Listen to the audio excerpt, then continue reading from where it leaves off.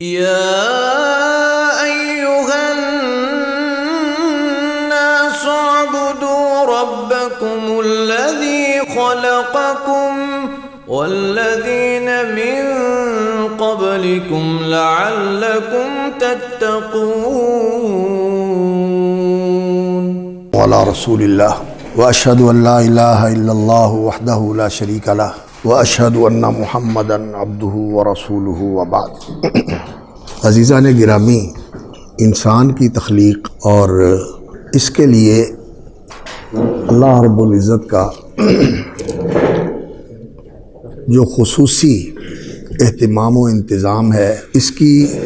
تکوین و تخلیق کے دوران بھی اور پھر اس کے بعد جو انسانی زندگی ہے اس کرۂ ارض کے اوپر، اللہ رب العزت نے اس کے لیے جو انتظامات فرمائے ہیں، انسان کا آپس میں رشتہ، زوجیت کا، ازدواج کا، اور پھر خاندان، نسب کا اور خون کا خاندان، اور سسرال اور قانون کا خاندان، اور پھر پورا روئے زمین پر بسنے والا انسانوں کا معاشرہ اور مجتمع، اس کے اندر آپس میں جو ایک معانست اور الفت اور ایک دوسرے کے لیے رحمت اور شفقت کا جذبہ رکھا ہوا ہے، یہ ہمیں اس پوری دنیا کے اندر جو ہمارے آس پاس اور چاروں طرف ہم دیکھتے ہیں، مادی دنیا کا تو خیر کہنا ہی کیا ہے، لیکن جو حیوانات کی دنیا ہے، ذی روح اور ذی حیات کائنات ہے، اس کے اندر اللہ رب العزت نے نوع انسانی کو جو امتیاز عطا فرمایا ہے وہ ہمیں اور جگہ دکھائی نہیں دیتا. یہ سب کچھ اس چیز کی طرف ہماری رہنمائی کرتا ہے کہ انسان کا ایک منفرد اور ممتاز مقام اور مرتبہ ہے اس کائنات کے اندر، جس کے لیے اللہ رب العزت نے یہ سارے انتظامات فرمائے ہوئے. تخلیق انسان کی، یہ تو جانوروں کے اندر بھی یہ سلسلہ موجود ہے کہ کچھ جانور جو ہیں ان کی نسل وہ چلتی ہے ایک دوسرے کے ملاپ سے انڈا وجود میں آتا ہے، اور اس انڈے سے وہ نسل جو ہے وہ آگے بڑھتی ہے. اور کچھ جانور ایسے ہیں جن کا باہمی ملاپ ہوتا ہے اور وہ پھر مادہ جو ہے بارور ہوتی ہے اور اس کے بطن سے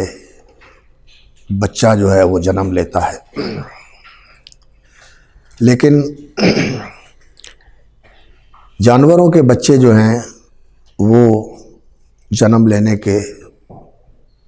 کچھ عرصہ بعد جلد ہی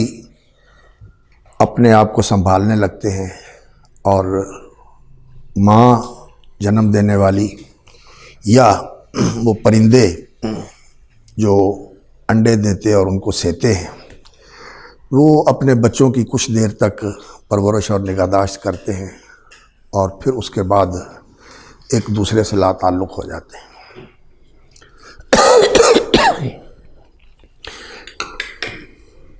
بچوں کو جنم دینے والے ماں باپ بچوں کو بھول جاتے ہیں، بچے ماں باپ کو بھول جاتے ہیں اور بالکل الگ تھلگ زندگی گزارتے ہیں. جانوروں میں بھی ایسے ہوتا ہے، پرندوں میں بھی ایسے ہوتا ہے، مچھلیوں میں بھی ایسے ہوتا ہے. مچھلیاں جو ہیں وہ مادہ اور نر کا جو ملاپ ہوتا ہے اس کے بعد وہ انڈے دیتی ہیں، اور ایسا ہوتا ہے کہ مچھلیاں انڈے دینے کے لیے جس سمندر میں وہ زندگی گزارتی ہیں، انڈے دینے کے لیے وہ اس سمندر کے دوسرے کنارے میں پہنچ جاتی ہیں. بحر اوقیانوس کے اندر زندگی گزارنے والی مچھلیاں وہ بحر ہند کے کنارے پہ آ کے انڈے دیتی ہیں، اور یہاں پھر وہ بچے جو پرورش پاتے ہیں بغیر مادہ کے، خود بخود ہی وہ نکلتے ہیں انڈوں سے، اور نکلتے ہی سمندر میں تیرنا شروع کر دیتے ہیں، اور پھر وہ یہاں سے سفر کر کے وہاں پہنچ جاتے ہیں جہاں سے ان کے ماں باپ نے ان کے انڈے کا جو ہے نا وہ سلسلہ شروع کیا تھا، وہ وہاں پہنچ جاتے ہیں۔ تو لیکن ماں باپ کا تعلق جو ہے وہ بچوں کے ساتھ نہیں ہوتا، وہ بچوں کی پرورش نہیں کرتے، بچے جو ہیں وہ پانی میں اتر جاتے ہیں، کچھ بڑھ جاتے ہیں، کچھ خوراک بن جاتے ہیں، کچھ مر جاتے ہیں، کچھ بڑی مچھلیاں چھوٹی مچھلیوں کو نگل لیتی ہیں، عجیب صورتحال ہے۔ لیکن انسانوں کا معاملہ اس طرح کا نہیں ہے، اس سے بالکل مختلف ہے۔ انسان کا بچہ پیدا ہوتا ہے تو ماں باپ دونوں مل کر اس کی پرورش کرتے ہیں، اور صرف ماں باپ ہی نہیں بلکہ باپ کا خاندان اور ماں کا خاندان وہ بھی ان کے ساتھ شریک ہو جاتے ہیں اس کی پرورش کرنے کے لیے اور اس کی دیکھ بھال کے لیے۔ اور یہ ماں باپ جو ہے صرف اپنے پیدا ہونے والے بچوں کی ہی پرورش نہیں کرتے بلکہ آگے جو ان کی نسل ہوتی ہے، ان کے پوتے پوتیاں اور ان کے نواسے نواسیاں، اور پھر آگے ان کے پڑپوتے اور پڑپوتیاں اور پڑنواسیاں اور پڑنواسے جو اس کے آگے ہوتے ہیں، ان کے ساتھ بھی ان کا تعلق اور لگاؤ ہوتا ہے، ان کی بھی دیکھ بھال کرتے ہیں، ان کے لیے بھی ان کے دل میں محبت ہوتی ہے۔ بلکہ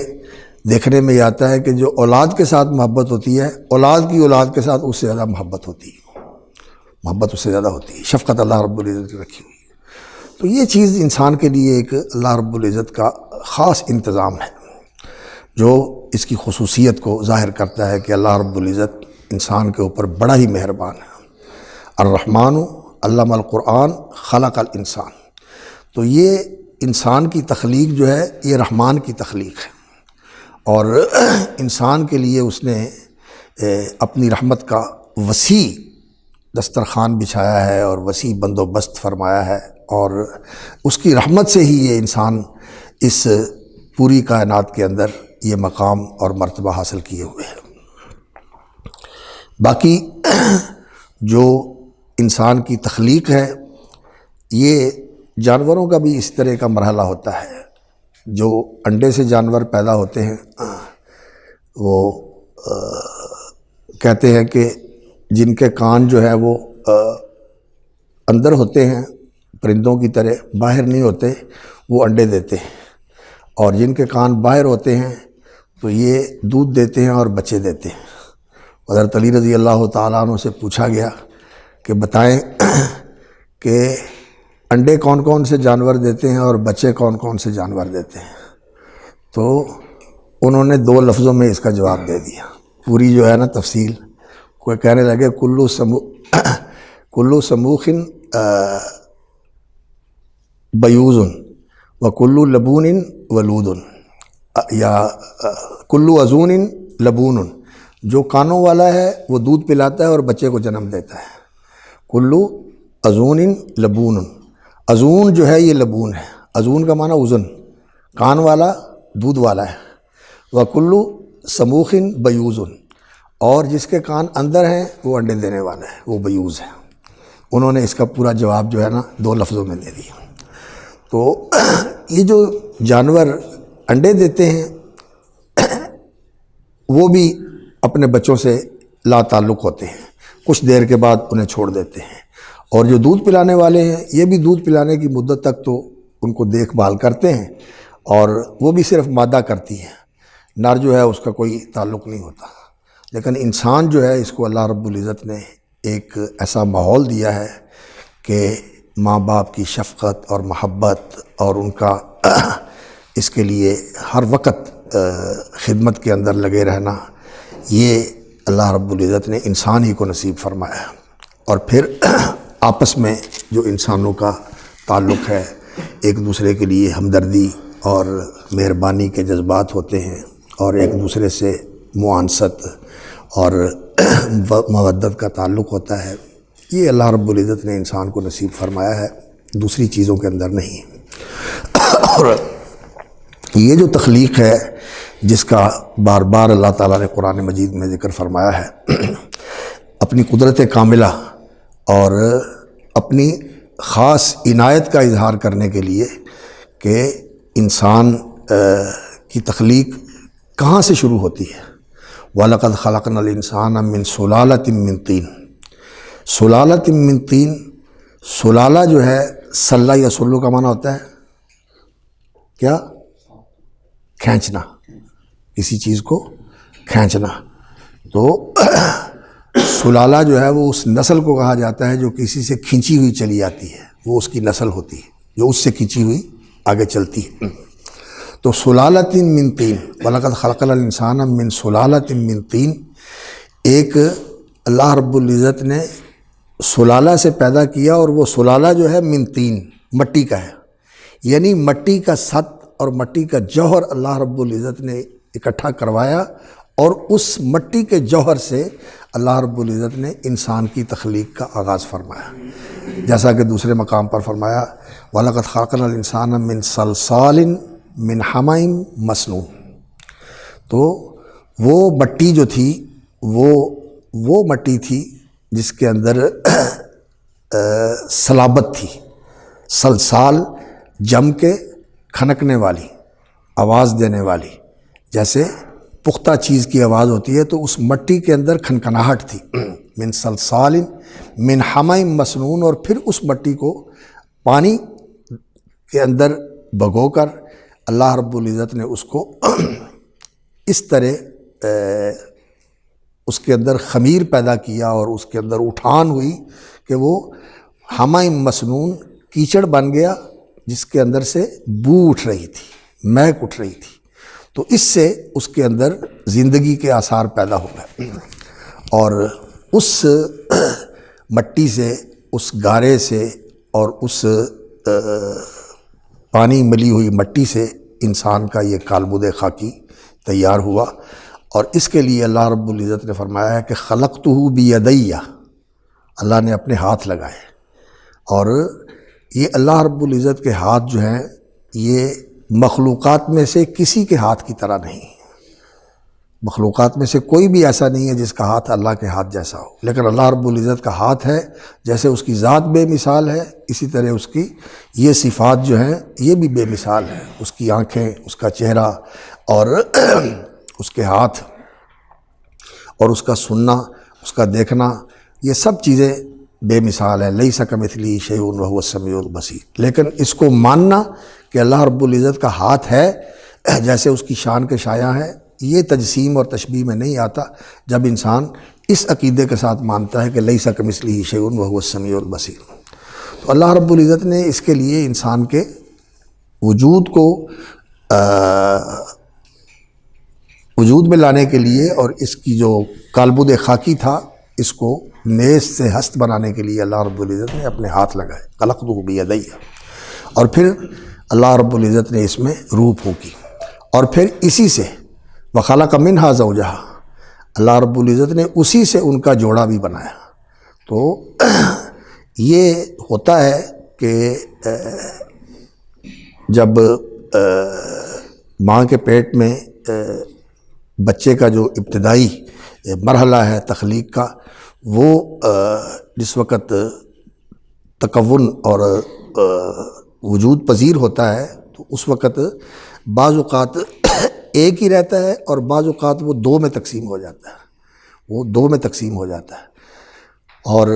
بعض اوقات تو وہ دو میں تقسیم ہو کر دونوں ایک جیسے بن جاتے ہیں، دو نر بن جاتے ہیں یا دو مادہ بن جاتے ہیں، یا بعض اوقات ایک نر اور ایک مادہ بن جاتا ہے. یہ اللہ رب العزت کی تخلیق ہے جو اللہ رب العزت فرماتے ہیں. اور بعض اوقات ایک سے زیادہ بھی ہو جاتے ہیں.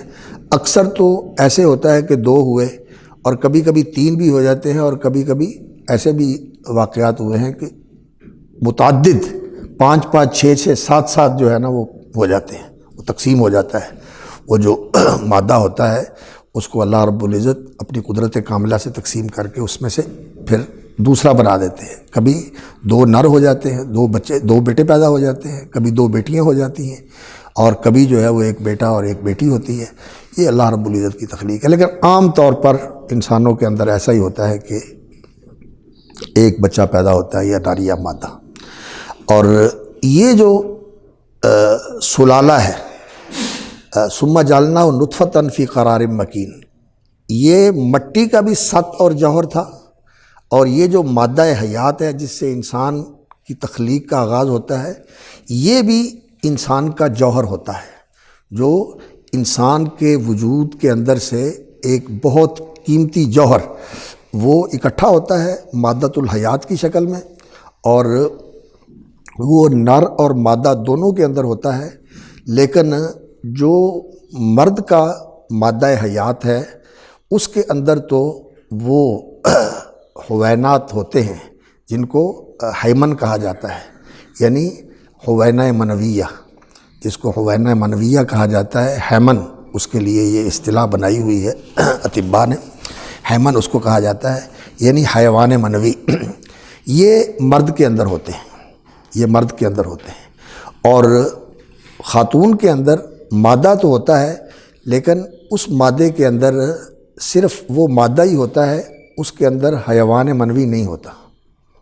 یہ مادہ اس کے اندر ہوتا ہے، اس میں حیوان منوی نہیں ہوتا، یہ صرف مرد کے اندر ہوتا ہے۔ عورت کے اندر البتہ اللہ رب العزت نے ایک اور سسٹم رکھا ہوا ہے، اور وہ یہ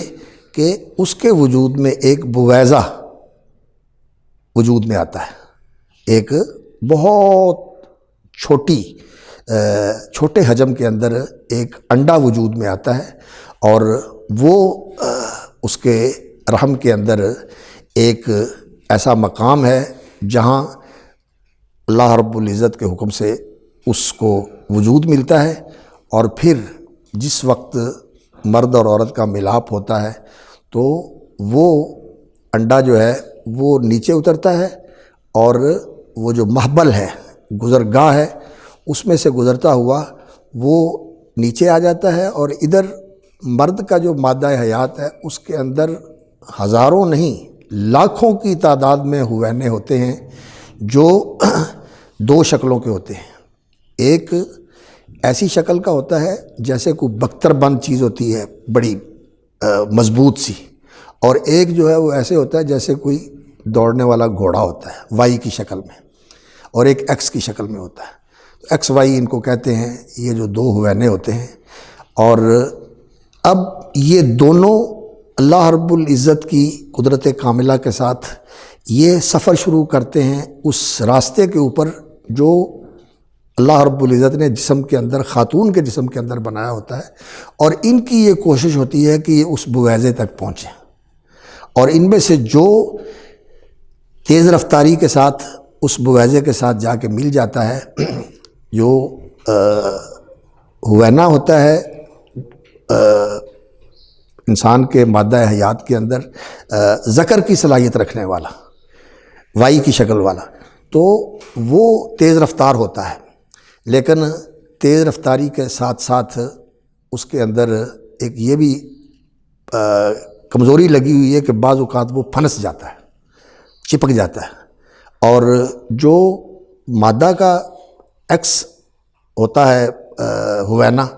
وہ بڑھتا ہے اس بویضہ کی طرف، لیکن یہ آہستہ آہستہ بڑھتا ہے، لیکن یہ بڑھتا رہتا ہے، یہ بڑھتا رہتا ہے، اور یہ نر اور مادہ کا جو اختلاف ہوتا ہے اس کا سبب مرد ہی ہوتا ہے، یہ مرد کی طرف سے ہوتا ہے، یہ عورت کی طرف سے نہیں ہوتا، عورت کی طرف سے بویضہ ہی ہوتا ہے، اور جس نے جا کر اس سے ملنا ہوتا ہے، اگر ایکس والا جا کے مل جائے تو وہ ذکر ہو جاتا ہے، اور اگر وائی والا جا کے مل جائے تو پھر وہ ایکس والا مل جائے تو پھر وہ انثیٰ ہوتا ہے، اور وائی والا جا کے مل جائے تو پھر وہ نر ہوتا ہے۔ تو یہ مرد کی طرف سے ہی ہوتا ہے، اور یہ جو حوینہ ہوتا ہے، ہیمن جس کو کہتے ہیں، یہ جب اس بویضہ کے ساتھ جا کر ملتا ہے تو اس وقت اس بویضہ کے اوپر، جیسے انڈے کے اوپر خول نہیں ہوتا، اس کے اوپر بھی ایک خول ہوتا ہے، اور اس کے سر کے اوپر ایک ایسی اللہ رب العزت نے سوئی جیسی چیز لگائی ہوئی ہے جس سے جا کر یہ اس کے خول کو توڑتا ہے، اس کے خول کو توڑتا ہے جا کر، اور پھر جب وہ خول ٹوٹ جاتا ہے تو اس کے اندر جو اللہ رب العزت نے ایک ایسا مادہ رکھا ہوا ہے تو یہ اس کے ساتھ جا کر ملتا ہے، اور یہ دونوں آپس میں مل کر امشاج ایک بن جاتے ہیں، دونوں ایک بن جاتے ہیں، اور پھر یہ کچھ عرصہ 24 گھنٹے یا اس سے کچھ زیادہ عرصہ اسی طرح جو ہے وہ آپس میں ملے رہتے ہیں، اور پھر جو ہے یہ آپس میں مل کر ماں کے رحم کے ساتھ چمٹ جاتے ہیں، اور پھر اس کے اندر نمو آتا ہے۔ اگر آپ گوگل کے اوپر مراحل تخلق الجنین یا تکون الجنین یہ آپ اس کو تلاش کریں گے تو آپ کو عربی میں بھی مل جائے گا اور انگریزی میں بھی مل جاتا ہے۔ میں نے عربی والا جو ہے نا وہ دیکھا تھا، تو اس میں آپ نا اس کو دیکھ سکتے ہیں اور اس کو پڑھیں۔ یہ کس لیے پڑھنا ہے؟ یہ اس لیے پڑھنا ہے کہ یہ علم جو ہے ان چیزوں کا اب انسان نے کیمرے کے ذریعے اور اندر کیمرہ اتار کر جو تصویریں لی جاتی ہیں اور وہ لمحہ بلمحہ ان تصویروں کو محفوظ کیا جاتا ہے، اس کے ذریعے انسان نے ان چیزوں کا مشاہدہ کیا ہے۔ اور قرآن مجید میں آج سے 1400 سال پہلے اللہ رب العزت نے ان چیزوں کا ذکر فرمایا، اور اس نبی نے جس نے دنیا کی کسی درسگاہ میں جا کے پڑھا نہیں، وما كنت تتلو من قبله من کتاب ولا تخطه بيمينك اذا لارتاب المبطلون، اور ان کا یہ وصف بطور تعریف کے اللہ رب العزت نے فرمایا النبی الامی، یعنی دنیا کے علوم انہوں نے نہیں پڑھے تھے۔ تو وہ جو قرآن لے کر آئے اور انہوں نے جو احادیث کے اندر اس چیز کے بارے میں بتایا، اس وقت یہ انسان کے لیے اس طرح معلوم نہیں تھا جیسے آج جو ہے انسان نے معلوم کیا ہے، لیکن اس کے باوجود ان کی کوئی بھی بات بتائی ہوئی وہ ایسی نہیں ہے جس کو آج کے دور کی تحقیقات نے غلط ثابت کیا ہو۔ تو اس سے ایک تو ایمان جو ہے اس میں اضافہ ہوتا ہے اور انسان کا یقین بڑھتا ہے، اور دوسرا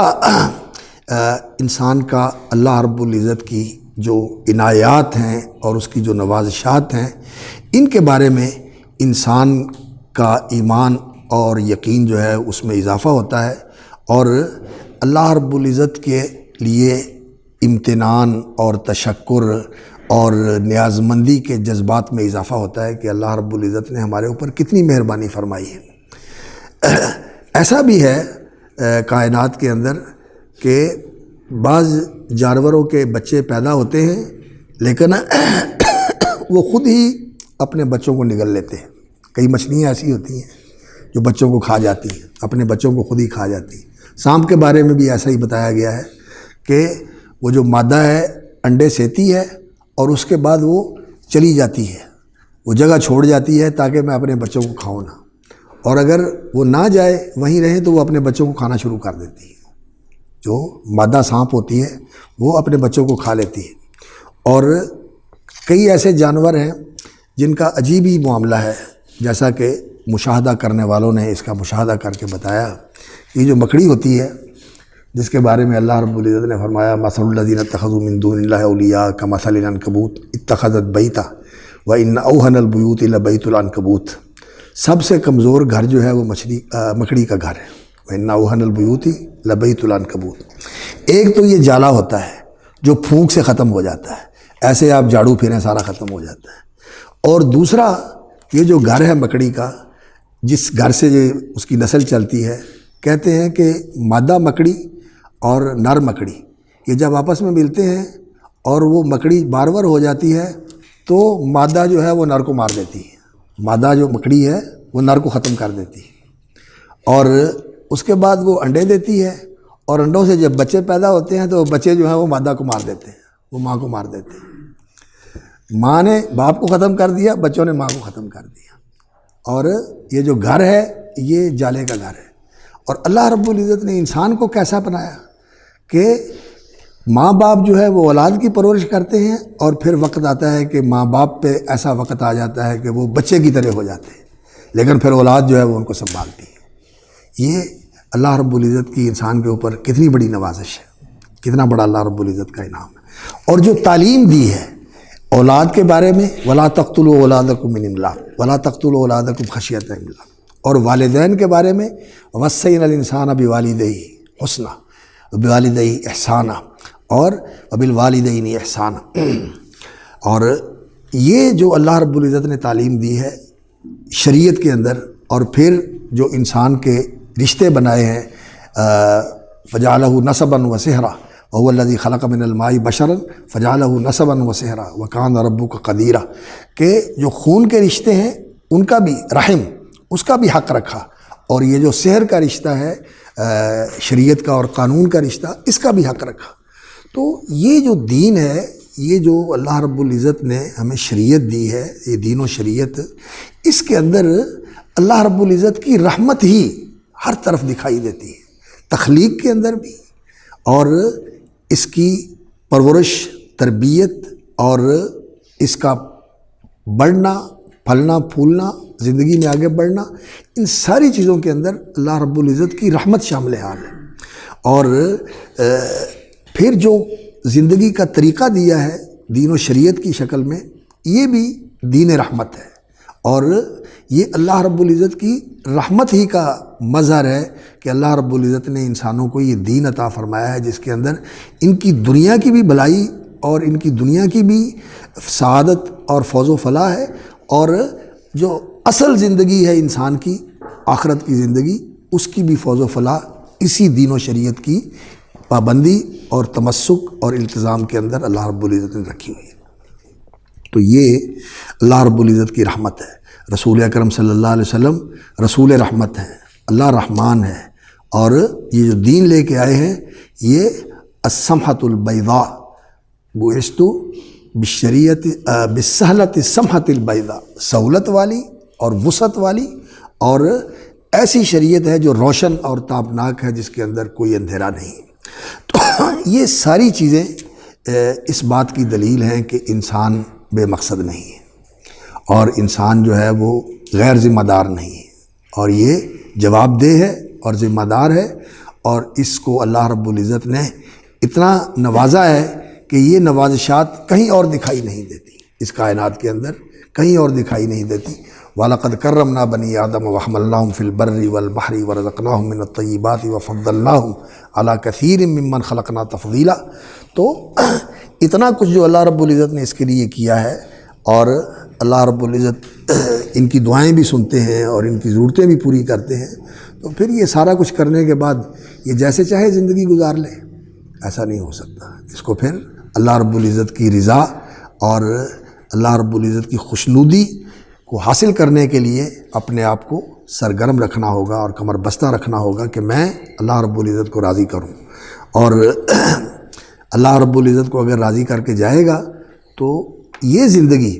جس زندگی کے اندر انسان کے دل میں ارمان، تمنائیں، آرزوئیں اور خواہشات بے حد و حساب ہیں، ہر آدمی کے دل میں ہے، کوئی بھی ایسا نہیں ہے جس کے دل میں ارمان ہو، جس کے دل میں امنگ نہ ہو، جس کے دل میں کوئی تمنا اور آرزو نہ ہو، ہوتی ہیں، اور یہ کسی کی کچھ پوری ہوتی ہیں لیکن ساری پوری نہیں ہوتی۔ وہ کیا کہا ہے غالب نے، بہت نکلے میرے ارماں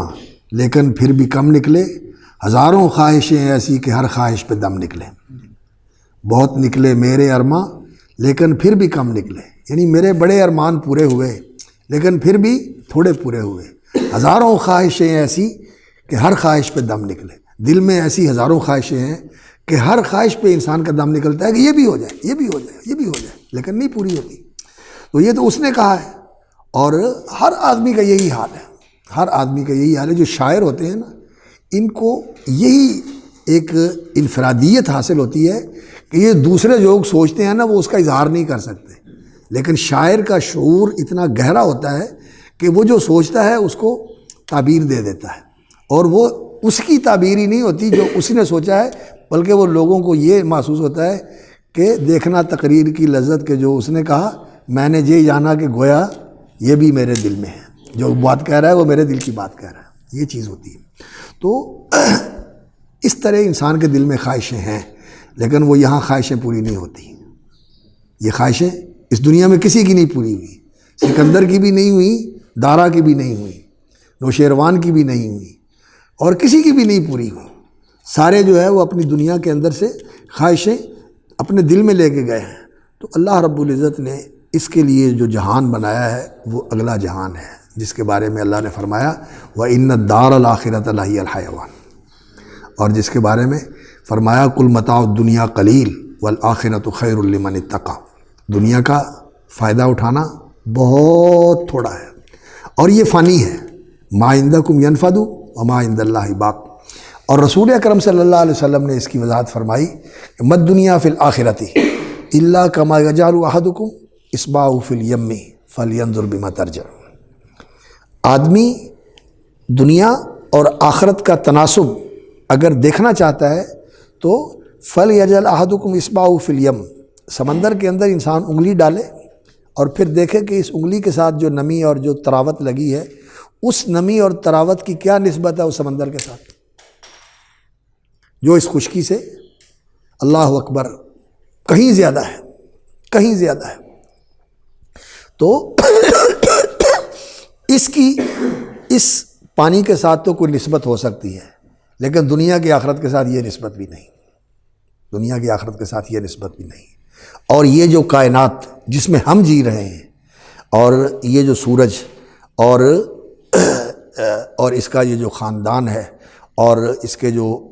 چاند اور اس کے جو سیارے ہیں، یہ اس کائنات کے مقابلے میں جو اس